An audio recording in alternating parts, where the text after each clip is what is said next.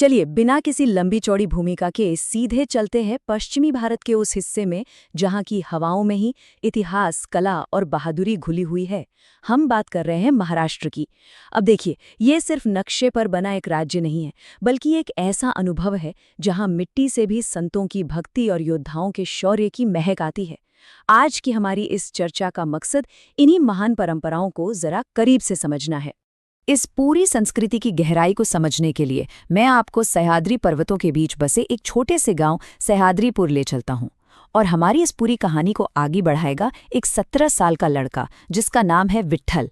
अब विट्ठल कोई सेलिब्रिटी नहीं है, वो एक आम लड़का है, लेकिन अपनी संस्कृति और विरासत को लेकर उसकी जो समझ है ना, वो वाकई कमाल की है।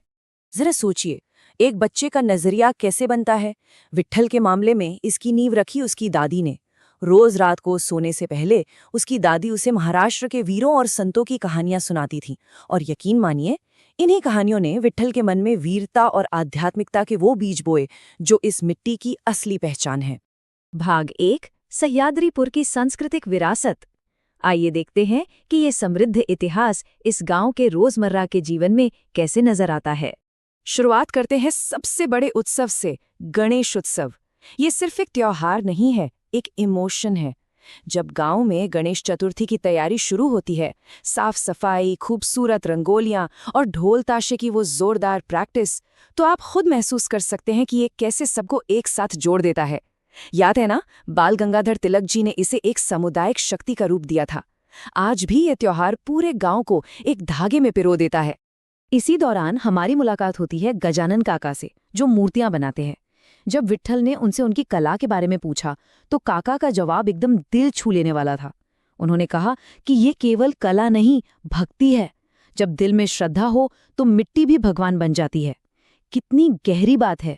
अनजाने में ही काका ने विट्ठल को सिखा दिया कि संस्कृति को जिंदा रखने के लिए असली चीज है सच्चा समर्पण। और हाँ, परंपराएं सिर्फ देखने के लिए नहीं होती, उनमें हिस्सा लेना पड़ता है।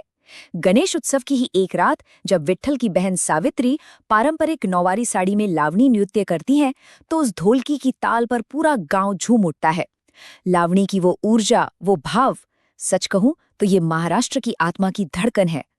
भाग 2, योद्धा और वारकरी परंपरा। इन उत्सवों की रौनक से थोड़ा आगे बढ़कर अब बात करते हैं उन लोगों की जिन्होंने इस क्षेत्र की रूह को आकार दिया है।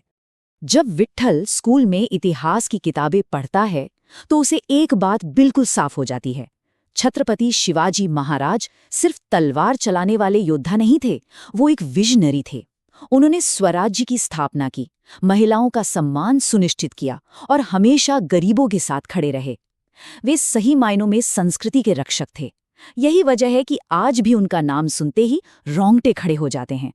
और ये वीरता जब भक्ति से मिलती है तो जन्म होता है वारी का। वारी कोई साधारण तीर्थ यात्रा नहीं है।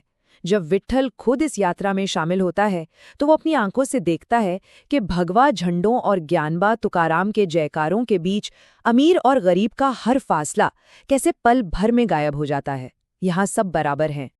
अब इतनी लंबी आध्यात्मिक यात्रा से वापसी हो और खाने की बात ना हो, ऐसा कैसे हो सकता है? गांव में जो सामूहिक भोज होता है, हाँ, पूरण पोली, पिठला भाकरी और मोदक की वो महक। विट्ठल की माँ उससे समझाती है कि ये सिर्फ पेट भरने का जरिया नहीं है, ये हमारी साझी विरासत का असली स्वाद है जो पीढ़ियों से चला आ रहा है। भाग 3, आधुनिकता, संकट और एकता। अब तक तो सब बहुत अच्छा लग रहा है ना? लेकिन असल जिंदगी की कहानी इतनी सीधी नहीं होती। समय बदल रहा है। गांव के युवा अब शहरों की तरफ जा रहे हैं, इंटरनेट की दुनिया में खोए रहते हैं। आधुनिक होना अच्छी बात है, लेकिन नई चीजों को अपनाने और अपनी जड़ों से कट जाने के बीच एक अजीब सी कश्मकश पैदा हो गई है। और यही बदलाव विट्ठल को अंदर ही अंदर परेशान करता है। इसी उलझन से एक बहुत बड़ा सवाल निकलता है जो विट्ठल अपने दोस्तों से पूछता है। यार, अगर हम अपनी भाषा, त्योहार और संस्कृति ही भूल गए तो फिर हमारी पहचान क्या बचेगी? बात तो पते की है। आप बिल्कुल मॉडर्न बनिए, इंटरनेट चलाइए, लेकिन अपनी जड़ों को काटकर पेड़ कभी हरा भरा कैसे रह सकता है? इस सवाल का जवाब गांव के तमाशा में दिखाई देता है। अब तमाशा को आप सिर्फ कोई टाइम पास नाटक मत समझिएगा। ये लोक कला लोगों को जागरूक करने का एक बहुत ही पावरफुल तरीका है।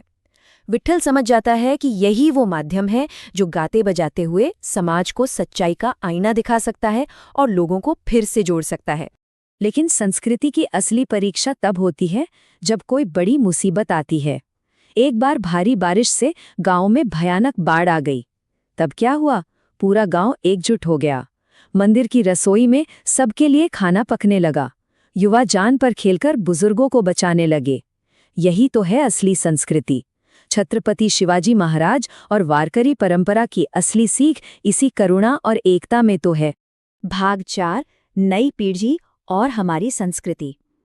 संकट के समय समाज की इस ताकत को देखने के बाद अब सवाल ये है कि ये विरासत आगे कैसे जाएगी। और यहीं विट्ठल का सफर एक नया मोड़ लेता है। वो सिर्फ सवाल पूछकर रुक नहीं जाता, वो एक शिक्षक बनता है। वो अगली पीढ़ी को लावनी, पोवाड़ा और अपनी भाषा सिखाना शुरू करता है। वो बकायदा महाराष्ट्र संस्कृति महोत्सव शुरू करता है। मतलब जो उसने अपनी दादी से सीखा था, अब वो उसे आने वाले कल तक पहुंचा रहा है। तो इस पूरी चर्चा से कुल मिलाकर 4 बड़ी बातें सामने आती हैं। पहली, परंपराओं की दिल से इज्जत करना।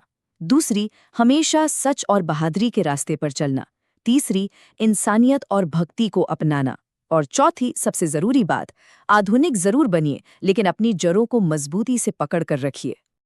आज भी जब आप सह्याद्रीपुर जाएंगे और ढोल ताशे की गूंज सुनेंगे तो आपको विट्ठल की ये बात याद आएगी कि जिस इंसान को अपनी संस्कृति पर गर्व है, असल में वही सबसे अमीर है। तो जाते जाते जरा सोचिएगा, हम और आप अपनी उन जड़ों को कैसे सहेज रहे हैं जो हमें असल में हमारी पहचान देती हैं?